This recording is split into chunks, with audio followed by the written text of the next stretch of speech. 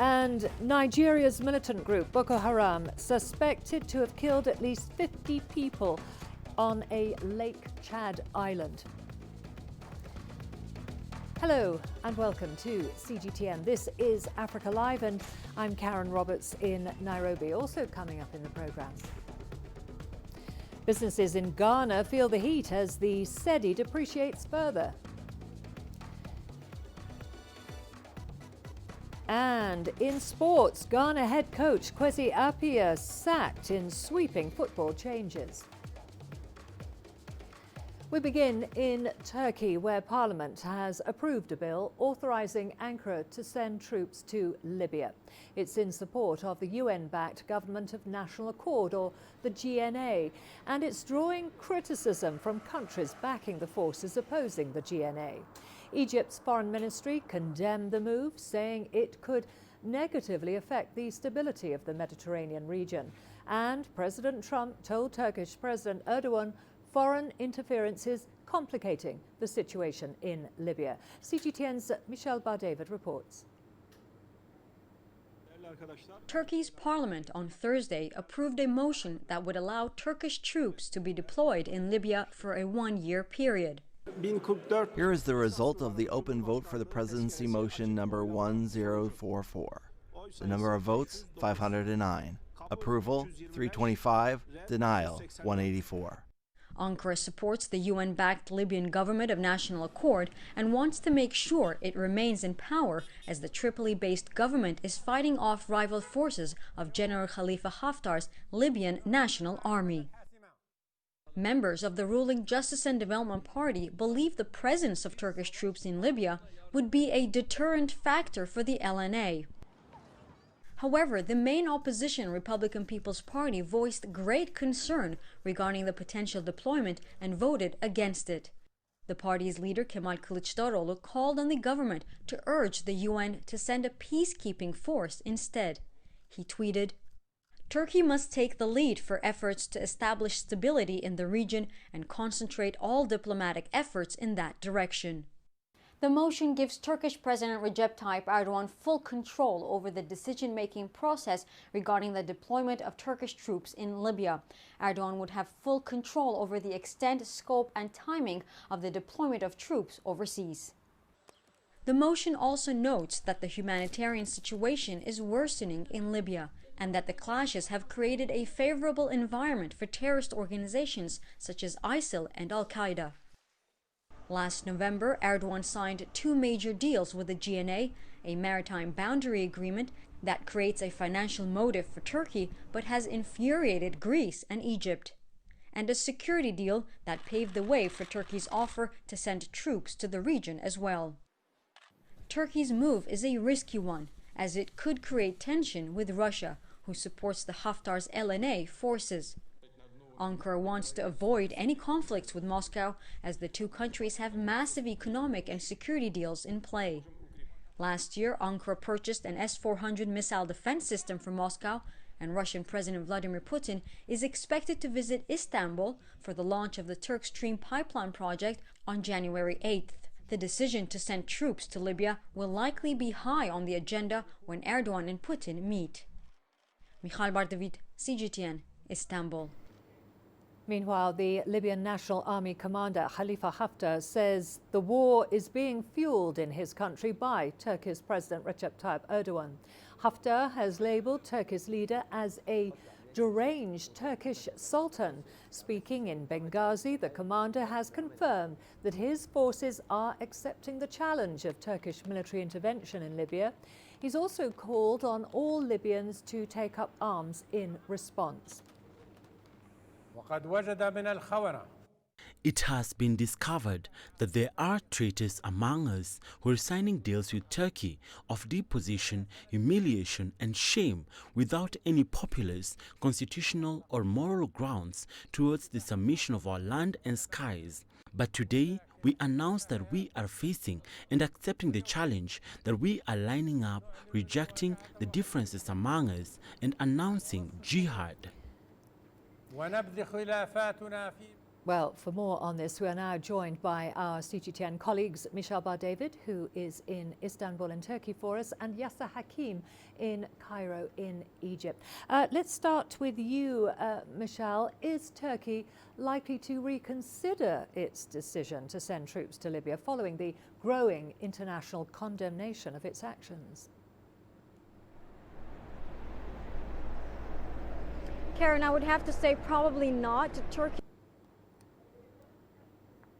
Oh dear, apologies for that. We've lost Michelle. Let's now go to Yasser Hakim, who is in Cairo for us. Yasser, Libyan National Army Commander Khalifa Haftar has used strong language against President Erdogan. Do you think that this is an attempt to isolate Erdogan from the Turkish people?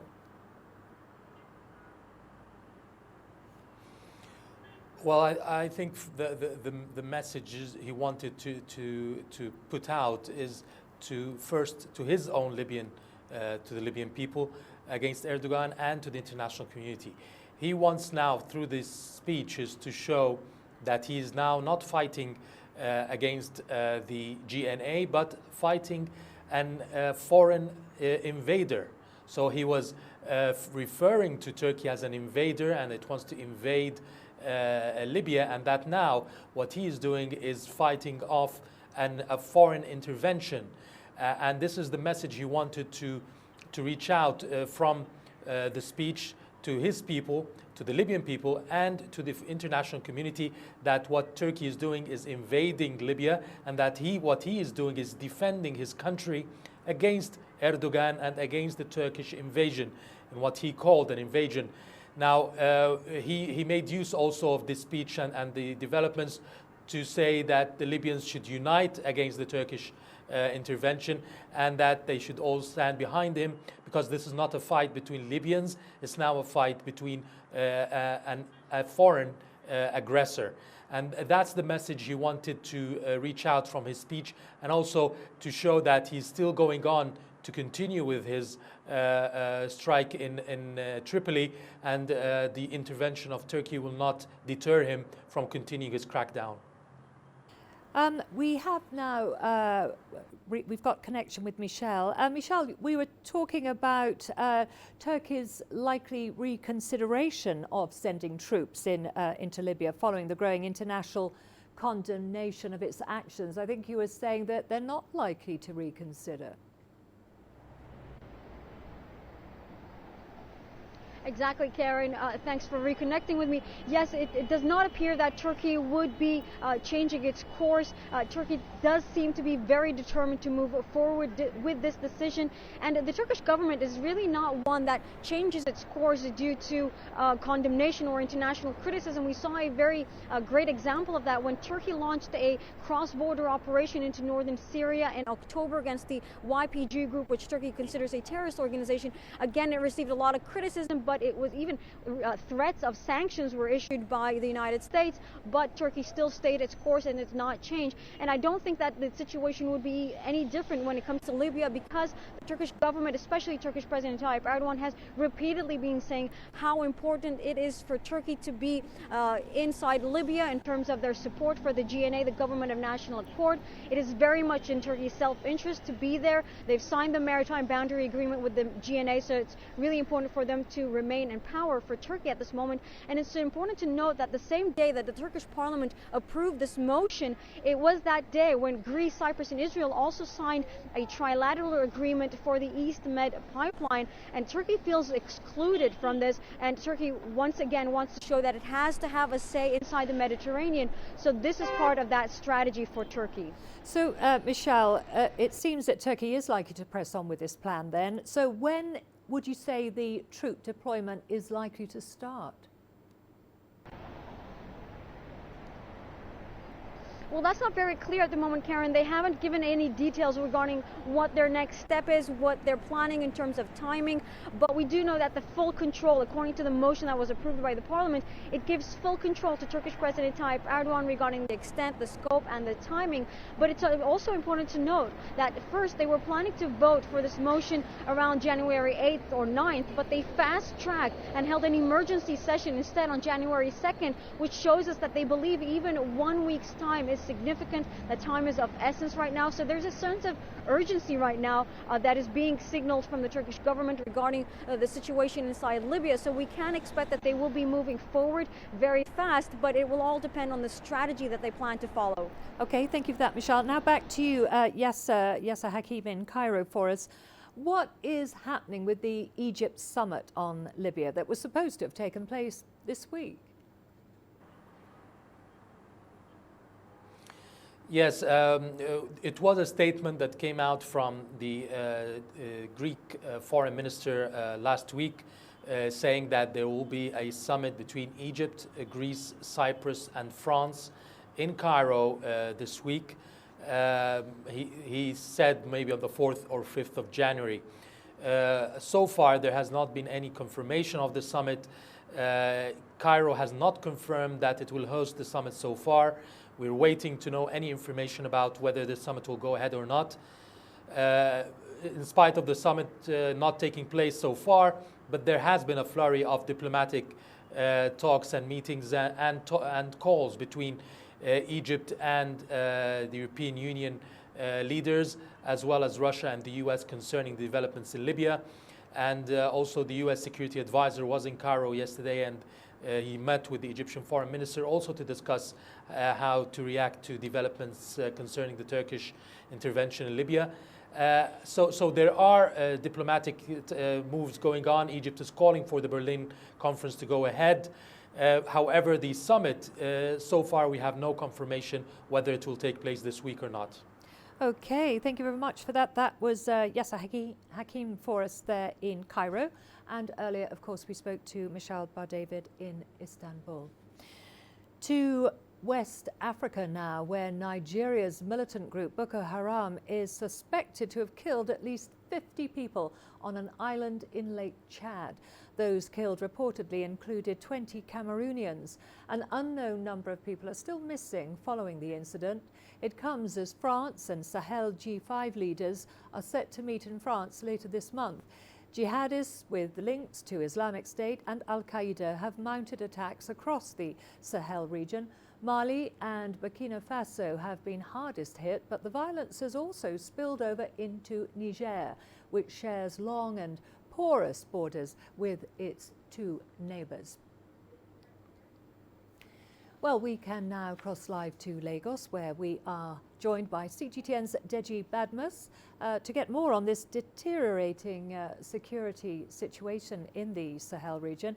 Deji, are the latest attacks by militant groups indicative of the failure by the governments concerned to provide security in this region?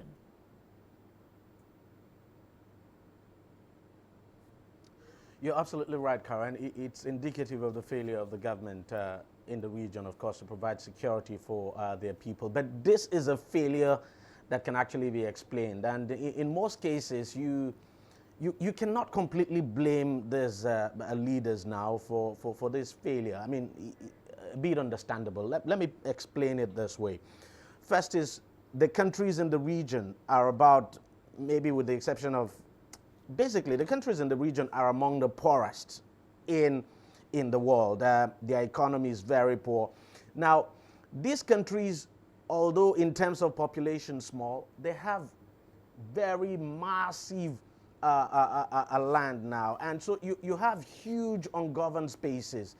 Fact is that these countries, the governments of these countries, their security agencies do not have the capacity now in terms of human and material resources to be able to police their entire region. That is a huge problem, and that's the reason why they have always called for international help. It's part of the reason why we have the French troops actually in the region, and you also have UN peacekeepers in the region as well. So You have huge ungoverned spaces that these jihadis are taking advantage of, providing their alternate government and what have you. The borders are very porous, long. It's not possible, absolutely impossible now for these countries to effectively police their borders. So where you have that kind of situation, it only means that these jihadis will definitely thrive. And they're taking advantage of all of this now, you know, to carry out their acts, perpetrate the level of violence. And it's the reason why over a period of, say, 2 years now, we've seen an escalation in their activities. And unless the international community acts very quickly, comes to the aid now of this region, it's difficult to see how the armies of the region would be able to deal with this. Yes, they have set up the G5 Sahel force, but we also know that funding is a big problem. You do not have the funding to effectively police the region. Even when you provide the funding, you still need the kind of help that the French government is providing, you know, having boots on the ground. Other than that, it's difficult to see how the governments of these countries now would be able to deal with this rising spate of jihadism, so to speak, that we are seeing in the region. So it's a failure, actually, Karen, that can be explained. Well, let's talk a little bit more about the Nigerian president's position, President Muhammadu Buhari. He seems to have backtracked on the withdrawal of the Nigerian military from the country's northeastern regions, hit by Boko Haram, of course. What would you say has prompted this decision?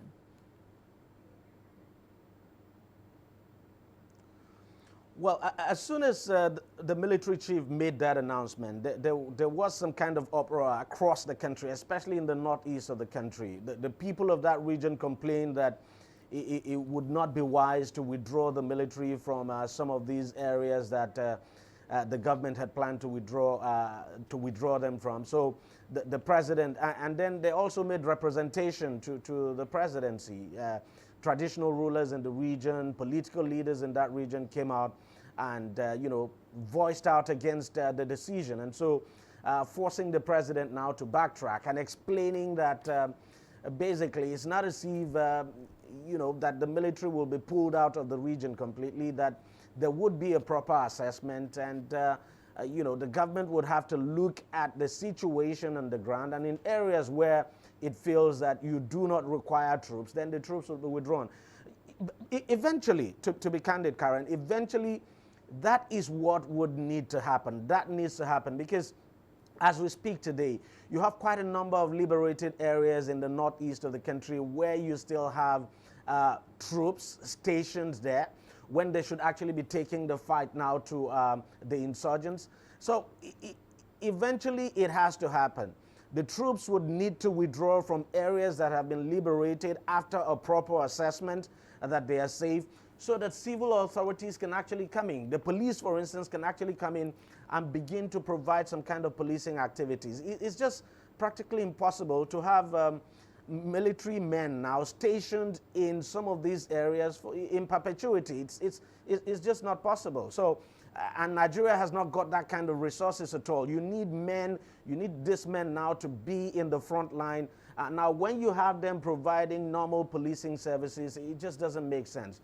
But it's something that has to be done. The government has to be systematic about it. There has to be a proper assessment that if you're withdrawing these troops, that you do not create an opportunity now for the Boko Haram insurgents now to relaunch attack on these communities. And people need to be given that confidence that, you know, when troops are withdrawn, that the police can actually provide the kind of policing services now that you would need to protect some of these communities. But of course, for now, the president has explained it very clearly that the troops will not be withdrawn like that, that there has to be a proper assessment before any action is taken. Okay, thank you very much for that. That was CGTN's Deji Badmus there on the deteriorating security situation in the Sahel region. We are going to a short break now. Lots more to come, including American troops now heading to the Middle East following killing of top Iran general. And China makes large donation to Tunisian children welfare institutions.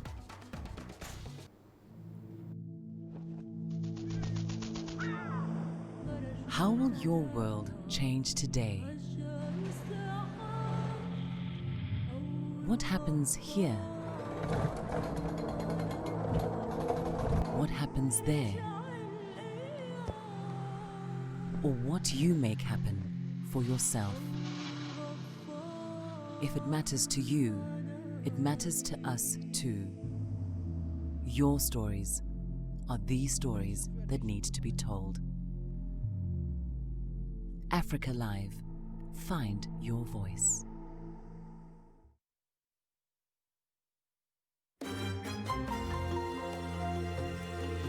Africa Live.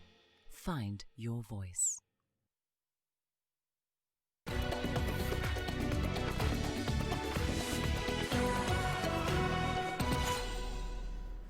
The Pentagon has announced thousands of American troops are now heading to the Middle East, bracing for Tehran to strike back.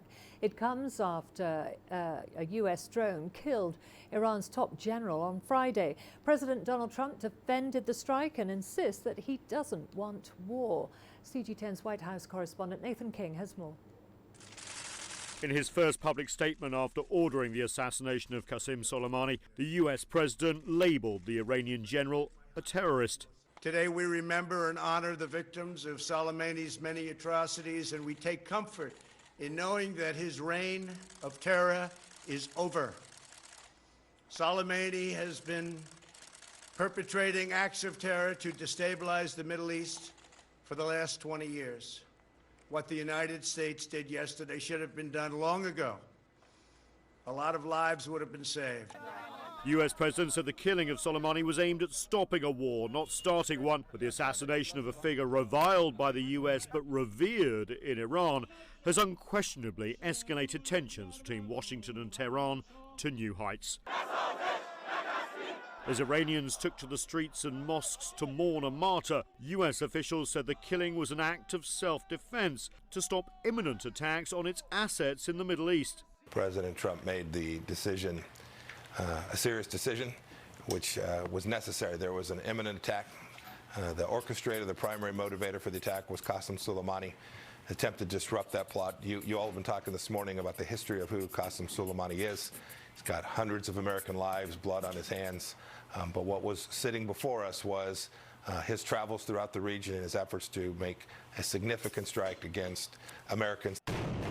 Neither Pompeo nor any other US official provided any details of those alleged plots. Tensions with Tehran had already been increasing following the siege on the US embassy in Baghdad earlier this week, which was organized partly by Iranian-backed Shiite militias. Iran's supreme leader visited the home of Qasem Soleimani, and Iranian officials vowed revenge. This temporary joy of the Americans and the Zionists will not last long before it turns to grief. The Islamic Revolutionary Guards Corps, the perceptive people of Iran, and the front of resistance throughout the Islamic world will take revenge over this proud martyr. The US has had Soleimani in its sights before, but previous presidents have held off from assassinating him, believing that the cost to the US could far outweigh any benefits for targeting such a high-profile leader. What costs will come after this recent action? Well, we'll wait and see. But what is fundamentally clear is that Iran and the US will not be sitting down and talking to each other anytime soon, and any hopes of reviving the Iran nuclear deal appear dead. Nathan King, CGTN at the White House. Well, earlier my colleague Pan Dung talked with Syed Mohammed Marandi, Professor and Dean of the Faculty of World Studies at the University of Tehran, and also Hamoud Salih, Middle East politics expert and professor at California State University Dominguez Hills. The academics shared their views on what the death of Qasem Soleimani means to Iran and why the US government chose to kill him at this moment in time. Actually, I think it's a blow to the United States, but the US government is too foolish to recognize it.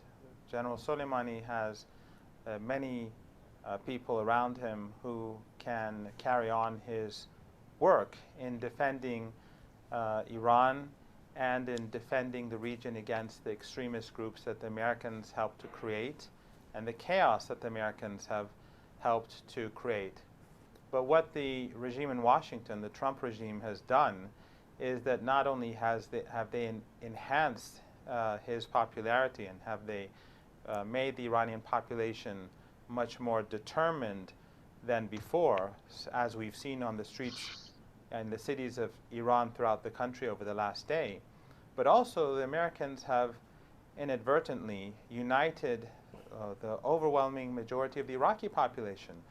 The Iranians will be forced to punish the United States because it was an act of war, and the Iraqis will feel forced to punish the United States because this was an act of war against the deputy commander of the Iraqi Popular Mobilization Forces that led the defeat of ISIS. Now let's go to Professor Soleimani. Do you agree to what Professor Morandi just said? It is actually a big blow to the United States.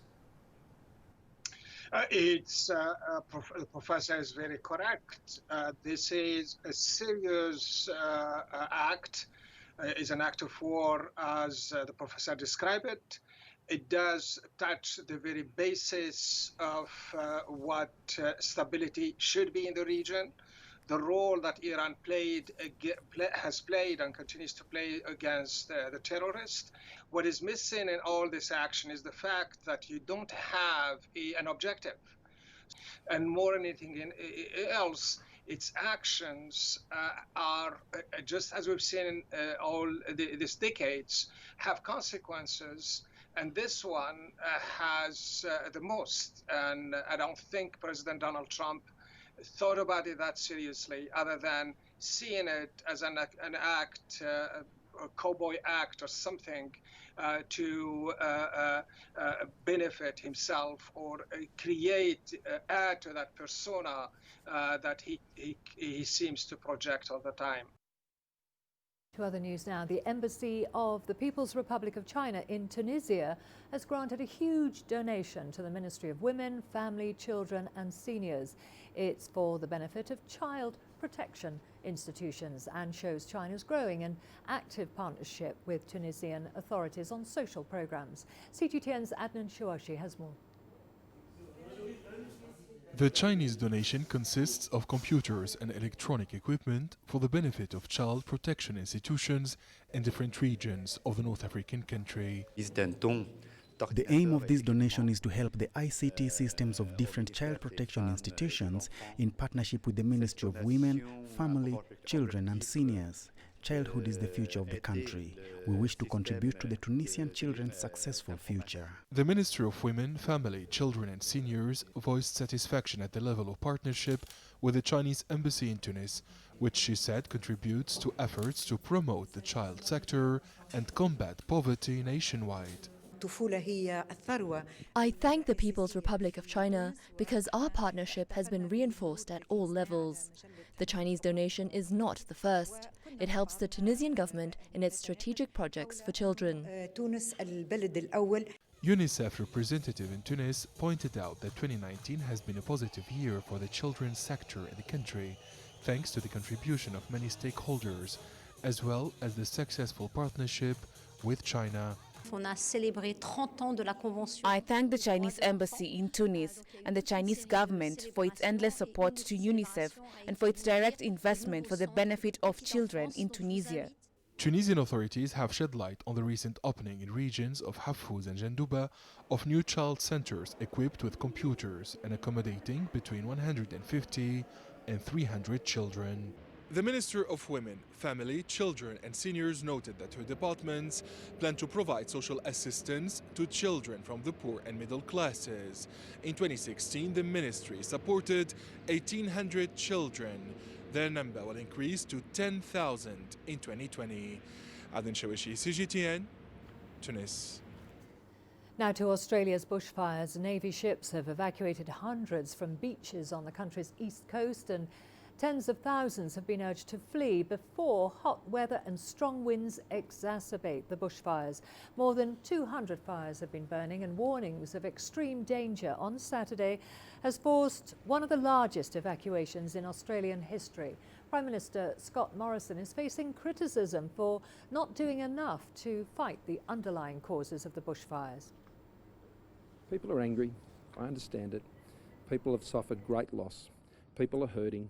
People are raw. That's what happens in natural disasters. And we will continue to stay focused on exerting all of our effort to deliver all of the resource and all of the support to ensure that all of these communities can come through. We've got all the business news coming up for you after the break, including businesses in Ghana feel the heat as the cedi depreciates further. And Chinese regulators fine Japanese car maker Toyota Motors for price fixing.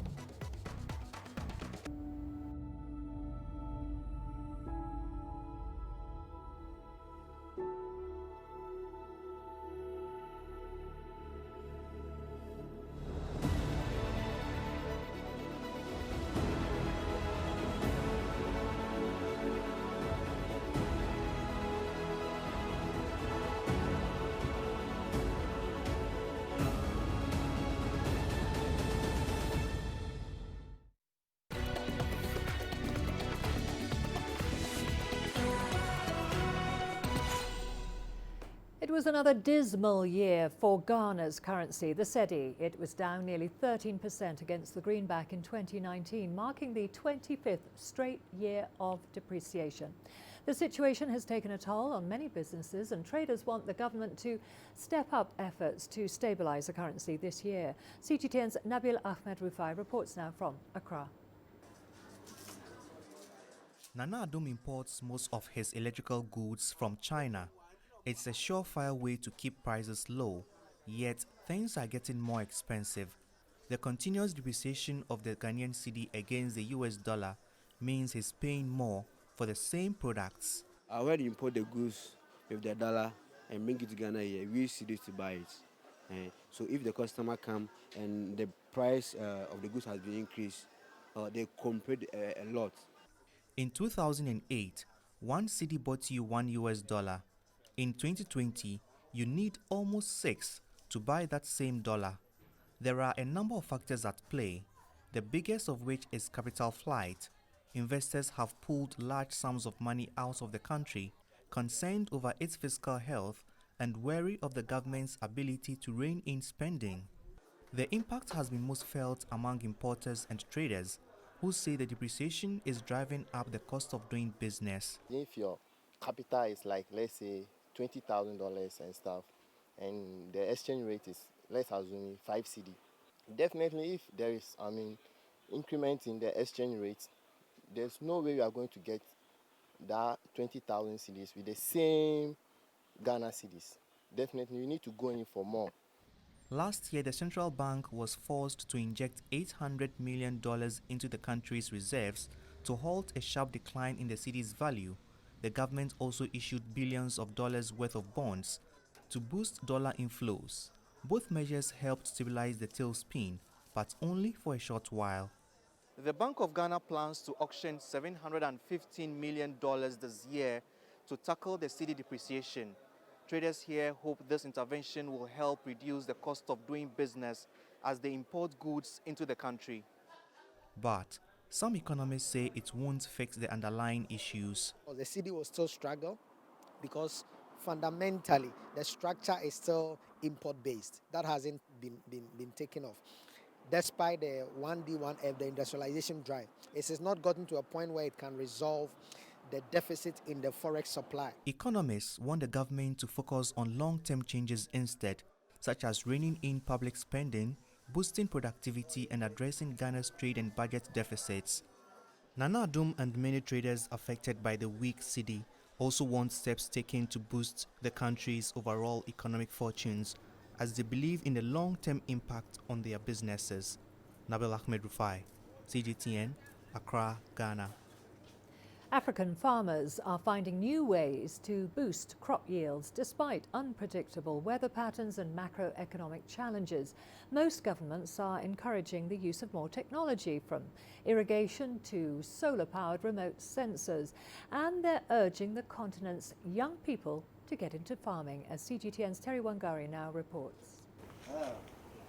Agriculture in Africa has seen good seasons and bad seasons over the last 20 years. A slump in global coffee prices to their lowest in nearly 13 years is raising questions about whether it's worth growing beans at all. Yosef Lema is a coffee farmer in the highlands of Ethiopia. He says the price for a kilogram of coffee beans has fallen a third to 8 birr, which is equivalent to just 29 cents in just a year, reducing his income. But Lema remains hopeful. The price of coffee has certainly gone down. However, we cannot stop growing coffee just because the price has gone down. We are not going to be lazy. Even the price of gold fluctuates in the international market, let alone coffee. It will go up at some point and then down at some point. In Cameroon, Gabriel Etta grows pepper, cucumber, and tomatoes on about 4 hectares of land. He's among a group of young farmers in the country who enrolled on the Youth Agro-Pastoral Entrepreneurship Promotion Program. The program seeks to promote farming among youth as a way of creating jobs and improving food security. Through the program, farmers get agricultural training, learn how to properly manage their finances, and run a profitable farm business. Each farmer also gets a grant of $200 to start with. I like agriculture a lot, and as an entrepreneur, you must make progress and not be stagnant. When PEA joined us, Youth Agro-Pastoral Entrepreneurship Promotional Program gave me funds, it wasn't for me to just concentrate on one type of farming, but rather on different types of farming, which would help other young people, and so I could employ other young people. In Kenya, David Ngige set up Dejopen in Kitale, which is in the country's Rift Valley region. Dejopen is a community-based initiative that wants to find better ways of disposing organic waste generated in the town to improve soil quality in the farms. After the composting for 4 to 6 weeks, the compost is ready, and then we remove it, and then we add some calcium from eggshells, from crushed eggshells, and then from there we sieve it, and after sieving it, we package it in bags ready for sale. Across the continent in southwestern Nigeria, suspended yams are growing in a controlled greenhouse without using soil. The technology, known as aeroponics, helps deliver a nutrient-packed mist that is sprayed into plants' roots instead of having plant roots standing in soil or water. We needed a way that was attractive to the youth, that would bring in young ones into agriculture, and also a method that is climate smart, while also pushing for what we call urban agriculture, because you realize that there is a mass exodus of people from villages to the urban center. So we need to be able to also ensure that food production can also occur in urban center. Innovation in agriculture has helped most farmers deal with harsh weather conditions and climate change. But Africa still has a long way to go in terms of changing agricultural practices to adapt to the globe's ever-changing climate. Terry Wangari, CGTN. Chinese regulators have fined Japanese carmaker Toyota Motors $12.5 million for price fixing on its Lexus cars in Jiangsu province. The fine comes as China increases regulation of sales in the world's biggest vehicle market. Toyota allegedly set a minimum sale and resale price for its cars between 2015 and 2018. The company was also cited for offering customers discounts on cars while asking them to purchase accessories at fixed prices. China's Anti-Monopoly Bureau said the actions deprived dealers of pricing autonomy and harmed customers' rights. Staying in China, the first business license for a foreign investor has been issued in Shanghai under China's new foreign investment law. It aims to improve the management system for overseas investors and continue China's efforts of opening up its market. January the 1st was the first day that a new foreign investment law took effect, and this businessman was the first to receive a license for operation under the new law. The company was set up by Chinese nationals but accepted investments from foreigners. Previously, if foreigners wanted to invest in a Chinese company, they must set up a company with Chinese investors. After that, they can invest in a company.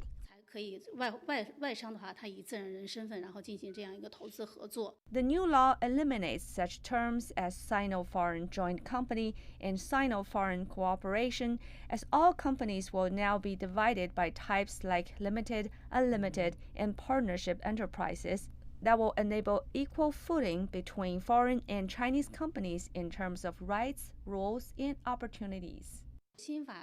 The biggest highlight of the new law is allowed in, if not prohibited, meaning if you're not in the negative list, you have the opportunity to go into China. The new foreign investment law spotlights China's effort to expand its opening up effort. The law's ability to attract more foreign investment will be increasingly seen in the future. Song Yaotian, CGTN.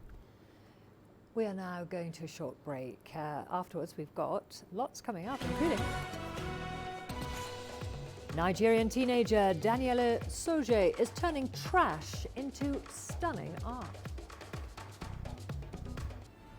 Join us in global business and see Africa through our eyes.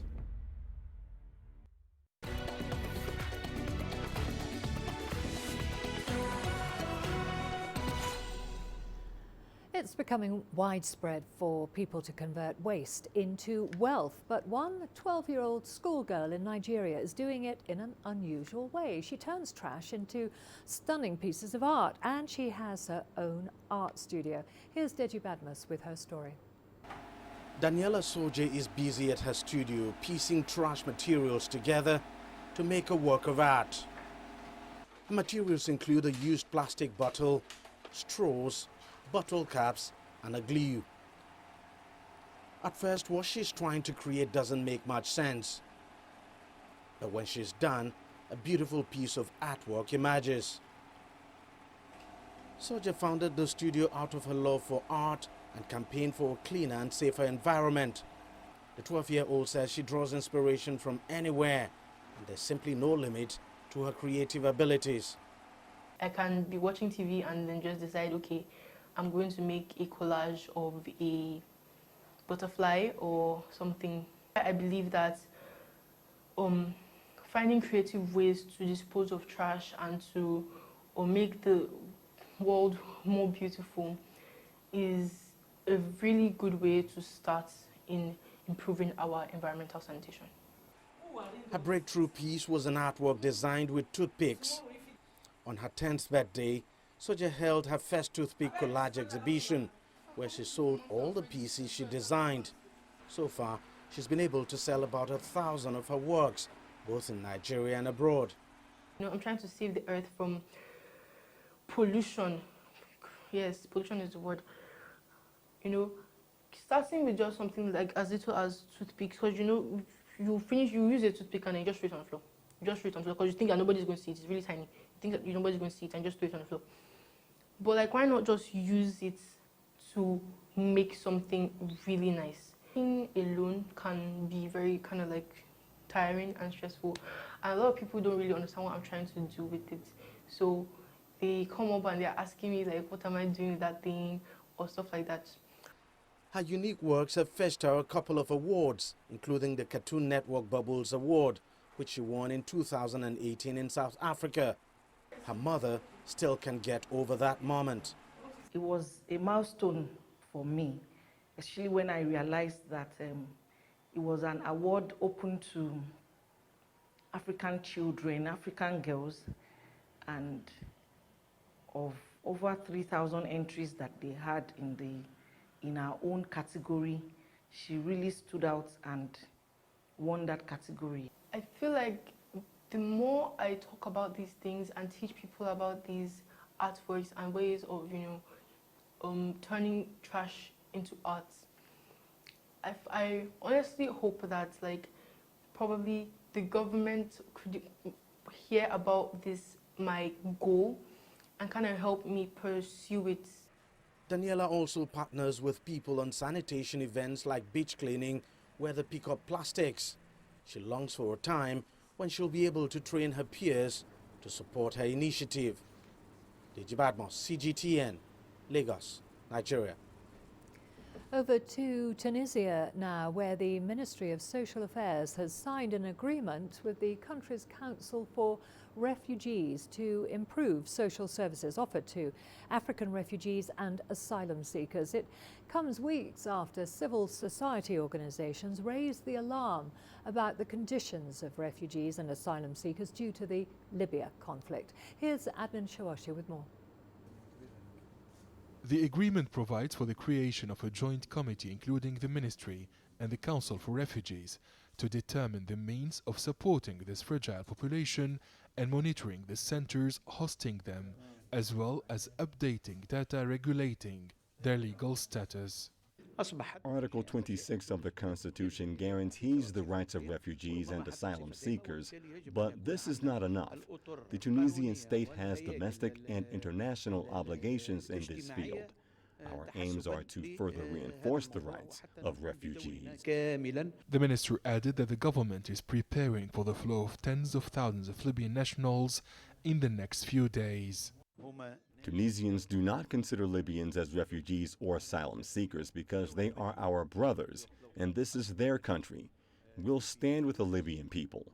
We welcomed more than 1 million Libyans in 2011. We're ready to host the Libyans and other people from African countries. Tunisia will provide the necessary assistance. President of the Tunisian Council for Refugees said that the civil society is working closely with the state and the UNHCR to accompany African refugees and asylum seekers. The Council works in coordination with the High Commission for Refugees in Tunisia to answer all questions relating to migration and asylum seekers and refugees in all regions of the country. Problems exist in Tunisia, as is the case with several countries in the world, but we are providing a permanent assistance. Training sessions will be organized in Tunisia and abroad to support the capacities of the Ministry of Social Affairs in the field of supervision and crisis management. Statistics indicate that the total number of refugees and asylum seekers in Tunisia has reached 3,117. The Minister of Social Affairs stressed that his ministry grants great importance to the cooperation with the civil society organizations active in the field of refugees. Adnan Shawashi, CGTN, Tunis. In Burkina Faso, music is helping a convict to transcend the confines of his cell in the capital Ouagadougou, as CGTN's Mohamed Abubakar reports. This correctional facility in Ouagadougou is home to Burkina Faso's latest musical find, Roland Tapsoba, aka Rolby. I am here at Ouagadougou prison for fraud. I was convicted and sentenced to 60 months in prison. I have so far done 36 months, 3 years, and I have 2 more years left. There are more than 2,000 inmates here with sentences ranging from a few months to life in prison. According to this budding musician, his new path not only gives him a sense of purpose, but also something he's looking to pursue full-time. It's normal that when you do something bad, you end up in prison. But I think it's better to prepare for your exit. I have achieved my objective already, and I'm always looking forward to do so even after prison. I can go on and also, why not, support other convicts. Tapsoba says his passion for music started even before he went to prison. But once convicted, it took him a while to find his inspiration again. To accept la prison Once you accept that you're in prison, you start to accept other things. So really, I had a lot of ideas for the lyrics and everything, but at the beginning, I was a bit stressed. But after a while, I thought, no, why not start now? It's during the weekly music lessons that prison guard Karim Owedraogo noticed Tapsoba's talent. I think I detected a hidden talent, so I approached him and we talked and he agreed, so I gave him a guitar. He plays it often and creates his own compositions. You saw it, he immediately played with his fellow prisoners, and I think it's great for him and it's also great for us. With support from Freeman Tapili, a Burkinabe reggae star, Tapsoba has been able to record 4 songs. Through his music, he hopes to inspire the youth to go and work, be proud and live simply. Mohammed Abubakar, CGTN. All the sport coming up for you after the break, including Ghana head coach Kwesi Appiah sacked in sweeping football changes.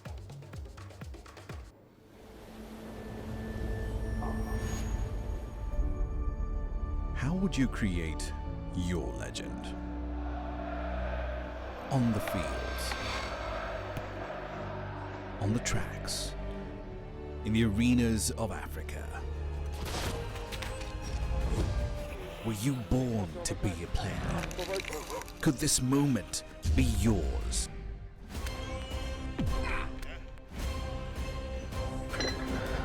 Sports Scene. Find